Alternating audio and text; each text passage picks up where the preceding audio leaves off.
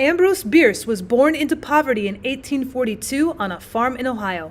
Although he had no formal education, his father taught him to read and write before he left to make his own way in the world, joining the Union Army as a teenager in 1861. After surviving horrific battles out east, Bierce settled out west in San Francisco, marrying and publishing collections of war stories to audiences still eager to read them. Although he had achieved literary success, Bierce suffered many personal losses, including the death of 2 children and a divorce from his wife, who died soon after. He then traveled to Mexico, where in 1913 he disappeared, his fate never truly known despite fanciful stories of his last days made up for the daily newspapers. Ambrose Bierce is a good example of an American iconoclast, a fiercely independent writer who not only derides current social trends, but argues against their importance to society. Known as Bitter Bierce because of his cynical nature of writing, most of his characters and themes can be assessed as dark, brooding satire, often brutal towards authority figures and the creation of a more crowded urban center of population. His most famous work, Devil's Dictionary, and his short stories about the American Civil War like Chickamauga and An Occurrence at Owl Creek Bridge, lays bare the human cost of war and the nightmarish events that human minds can play upon a character unable to escape society's expectations. You won't find a happy ending or a character growing from adversity in Bitter Bierce's writings. My Favorite Murder by Ambrose Bierce. Having murdered my mother under circumstances of singular atrocity, I was arrested and put upon my trial, which lasted 7 years. In charging the jury, the judge of the Court of Acquittal remarked that it was one of the most ghastly crimes that he'd ever been called upon to explain away. At this, my attorney rose and said, "May it please your honor, crimes are ghastly or agreeable only by comparison. If you were familiar with the details of my client's previous murder of his uncle, you would discern in his later offense, if offense it may be called, something in the nature of tender forbearance and filial consideration for the feelings of the victim. The appalling ferocity of the former assassination was indeed inconsistent with any hypothesis but that of guilt. And had it not been for the fact that the honorable judge before whom he was tried was the president of a life insurance company that took risks on hanging, and in which my client held a policy, it is hard to see how he could decently have been acquitted. If your honor would like to hear about it for instruction and guidance of your honor's mind, this unfortunate man, my client, will consent to give himself the pain of relating it under oath." The district attorney said, "Your honor, I object. Such a statement would be in the nature of evidence, and the testimony in this case is closed. The prisoner's statement should have been introduced 3 years ago in the spring of 1881. "In a statutory sense," said the judge, "you are right, and in the court of objections and technicalities, you would get a ruling in your favor, but not in a court of acquittal. The objection is overruled." "I accept," said the district attorney. "You cannot do that," the judge said. "I must remind you that in order to take an exception, you must first get this case transferred for a time to the court of exceptions on a formal motion duly supported by affidavits. A motion to that effect by your predecessor in office was denied me during the first year of this trial. Mr. Clerk, swear the prisoner." The customary oath having been administered, I made the following statement, which impressed the judge with so strong a sense of comparative triviality of the offense for which I was on trial, that he made no further search for mitigating circumstances, but simply instructed the jury to acquit, and I left the court without a stain upon my reputation. I was born in 1856 in Chickamauga, Michigan, of honest and reputable parents, one of whom heaven has mercifully spared to comfort me in my later years. In 1867, my family came to California and settled near a place where my father opened a road agency and prospered beyond the dreams of avarice. He was a reticent, saturnine man then, though his increasing years have now somewhat relaxed the austerity of his disposition, and I believe that nothing but his memory of the sad event for which I'm now on trial prevents him from manifesting a genuine hilarity. 4 years after we'd set up the road agency, an itinerant preacher came along, and having no other way to pay for the night's lodging that we gave him, favored us with an exhortation of such power that, praise God, we were all converted to religion. My father at once sent for his brother, the Honorable William Ridley of Stockton, and on his arrival turned over the agency to him, charging him nothing for the franchise nor plant, the latter consisting of a Winchester rifle, a sawed-off shotgun, and an assortment of masks made out of flour sacks. The family then moved to Ghost Rock and opened a dance house. It was called The Saints' Rest Hurdy-Gurdy, and the proceedings each night began with prayer. It was there that now my sainted mother, by her grace in the dance, acquired the sobriquet of the Bucking Walrus. In the fall of '75, I had an occasion to visit Coyote on the road of Mahala, and took to the stage at Ghost Rock. There were 4 other passengers. About 3 miles beyond there, persons whom identified as my Uncle William and his 2 sons held up the stage. Finding nothing in the express box, they went through the passengers. I acted a most honorable part in the affair, placing myself in line with the others and holding up my hands and permitting myself to be deprived of $40 and a gold watch. From my behavior, no one could have suspected that I knew the gentleman who gave the entertainment. A few days later, when I went to town and asked for the return of my money and watch, my uncle and cousins swore they knew nothing of the matter, and they affected a belief that my father and I had done the job ourselves in dishonest violation of commercial good faith. Uncle William even threatened to retaliate by starting an opposition dance house at Ghost Rock. As the Saints' Rest had become rather unpopular, I saw that this would assuredly ruin it and prove a paying enterprise, so I told my uncle I was willing to overlook the past if he would take me into the scheme and keep up the partnership a secret from my father. Well, this fair offer he rejected, and then I perceived that it would be better and more satisfactory if he were dead. My plans to that end were soon perfected, and communicating them to my dear parents, I had the gratification of receiving their approval. My father said he was proud of me, and my mother promised that although her religion forbade her to assist in taking human life, I should have the advantage of her prayers for my success.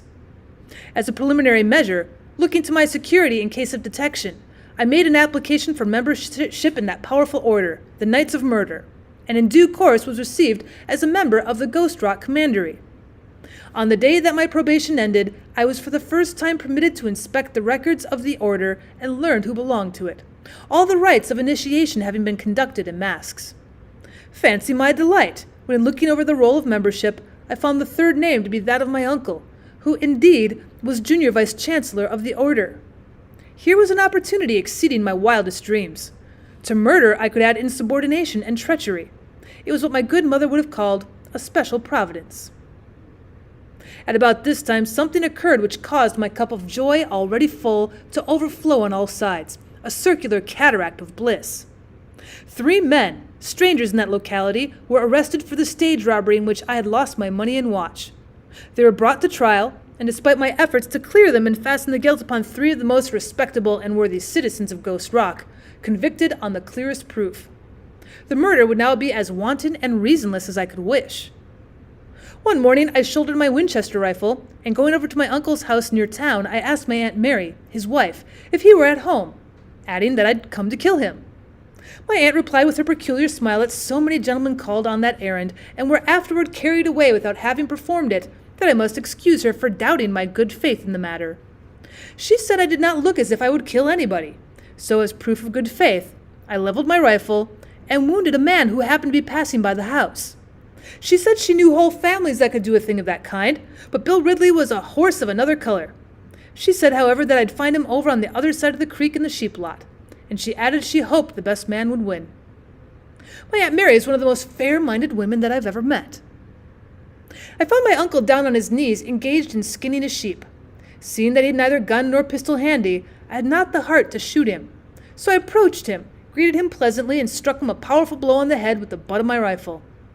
I have a very good delivery, and Uncle William lay down on his side, then rolled over on his back, spread out his fingers, and shivered.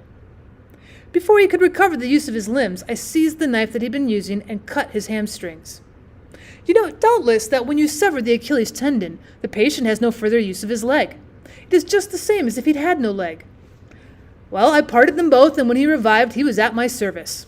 As soon as he comprehended the situation, he said, "Samuel, you got the drop on me, and can afford to be generous. I've only one thing to ask you, is that you carry me to my house and finish me in the bosom of my family."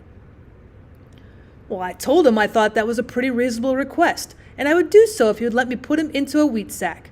He'd be easier to carry that way, and if we were seen by the neighbors en route, this would cause less remark.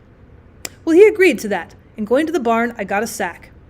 This, however, did not fit him. It was too short and much wider than he, so I bent his legs, forced his knees up against his breast, and got him into it that way, tying the sack above his head. He was a heavy man, and I had all that I could do just to get him on my back. But I staggered along for some distance until I came to a swing that some of the children had suspended from the branch of an oak. Here I laid him down and sat upon him to rest, and the sight of the rope gave me a happy inspiration. In 20 minutes, my uncle, still in the sack, swung free to the sport of the wind. I had taken down the rope, tied one end tightly about the mouth of the bag, thrown the other across the limb, and hauled him up about 5 feet from the ground. Fastening the other end of the rope also about the mouth of the sack, I had the satisfaction to see my uncle converted into a large, fine pendulum. I must add he was not himself entirely aware of the nature of the change, and that he had undergone in his relation to the exterior world, though in justice to a good man's memory, I ought to say that I do not think he would in any case have wasted much of my time in vain remonstrance. Uncle William had a ram that was famous in all that region as a fighter. It was in a state of chronic constitutional indignation. Some deep disappointment in early life had soured its disposition, and had declared war upon the whole world. To say that it would butt anything accessible but faintly to express the nature and the scope of its military activity. The universe was its antagonist, its methods that of a projectile.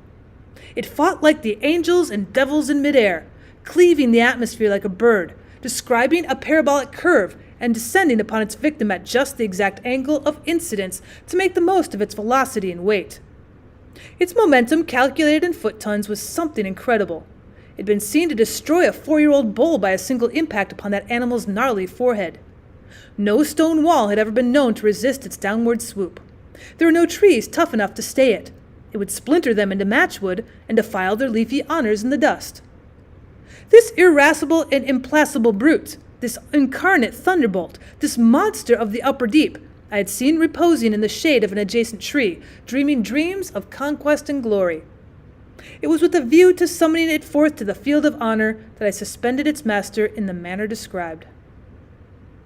Having completed my preparations, I imparted to the avuncular pendulum a gentle oscillation, and retiring to cover behind a contiguous rock, lifted up my voice in a long, rasping cry whose diminishing final note was drowned in a noise like that of a swearing cat, which emanated from the sack.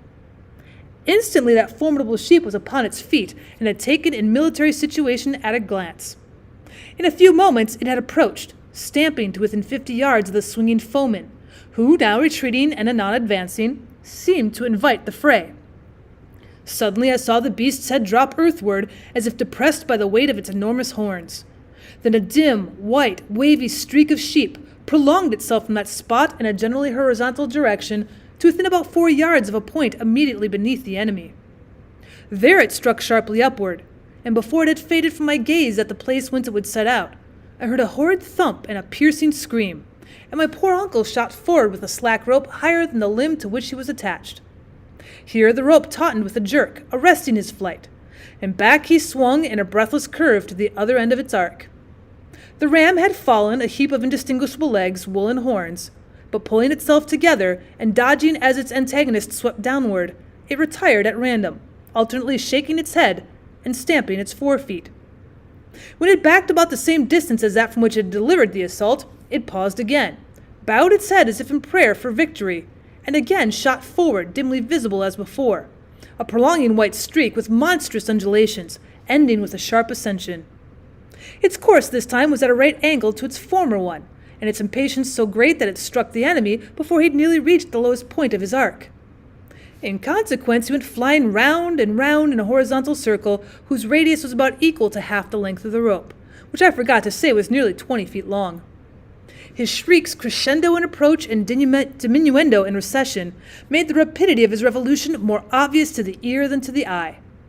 He had evidently not yet been struck in a vital spot. His posture in the sack and the distance from the ground at which he hung compelled the ram to operate upon his lower extremities and the end of his back. Like a plant that had struck its root into some poisonous mineral, my poor uncle was dying slowly upward. After delivering its second blow, the ram had not yet again retired. The fever of battle burned hot in its heart. Its brain was intoxicated with the wine of strife. Like a pugilist who in his rage forgets his skill and fights ineffectively at half arm's length, the angry beast endeavored to reach its fleeting foe by awkward vertical leaps as he passed overhead. Sometimes, indeed, succeeded in striking him feebly, but more frequently overthrown by its own misguided eagerness. But as the impetus was exhausted and the man's circles narrowed in scope and diminished in speed, bringing him nearer to the ground, these tactics produced better results, eliciting a superior quality of screams, which I greatly enjoyed. Suddenly, as if the bugles had sung truce, the ram suspended hostilities and walked away, thoughtfully wrinkling and smoothing its great aquiline nose and occasionally cropping a bunch of grass and slowly munching it. It seemed to have tired of war's alarms and resolved to beat the sword into plowshare and cultivate the arts of peace. Steadily it held its course away from the field of fame until it gained a distance of nearly a quarter of a mile. There it stopped and stood with its rear to the foe, chewing its cud and apparently half asleep. I observed, however, an occasional slight turn of its head, as if its apathy were more affected than real. Meantime, Uncle William's shrieks had abated with his motion, and nothing was heard from him but long, low moans, and at long intervals my name, uttered in pleading tones exceedingly grateful to my ear. Evidently the man had not the faintest notion of what was being done to him, and was inexpressibly terrified. When death comes cloaked in mystery, he is terrible indeed. Little by little, my uncle's oscillations diminished, and finally he hung motionless. I went to him and was about to give him the coup de grace, when I heard and felt a succession of smart shocks which shook the ground like a series of light earthquakes, and turning in the direction of the ram, saw a long cloud of dust approaching me with inconceivable rapidity and alarming effect. At a distance of some 30 yards away, it stopped short, and from the near end of it rose into the air what I at first thought a great white bird. Its ascent was so smooth and easy and regular that I could not realize its extraordinary celerity, and it was lost in admiration of its grace. To this day the impression remains that it was a slow, deliberate movement. The ram, for it was that animal, being upborne by some power other than its own impetus, and supported through the successive stages of its flight with infinite tenderness and care. My eyes followed its progress through the air with unspeakable pleasure, all the greater by contrast with my former terror of its approach by land. Onward and upward the noble animal sailed, its head bent down almost between its knees, its forefeet thrown back, its hinder legs trailing to the rear like the legs of a soaring heron. At a height of 40 or 50 feet, as fond recollection presents it to view, it attained its zenith and appeared to remain an instant stationary. Then tilting suddenly forward without altering the relative position of its parts, it shot downward on a steeper and steeper course with augmenting velocity, passed immediately above me with a noise like the rush of a cannon shot, and struck my poor uncle almost squarely on the top of the head. So frightful was the impact that not only the man's neck was broken, but the rope too, and the body of the deceased, forced against the earth, was crushed to pulp beneath the awful front of that meteoric sheep. The concussion stopped all the clocks between Lone Hand and Dutch Dan's, and Professor Davidson, a distinguished authority in matters seismic who happened to be in the vicinity, promptly explained that the vibrations were from north to southwest. Altogether, I cannot help thinking that in point of artistic atrocity, my murder of Uncle William has seldom been excelled.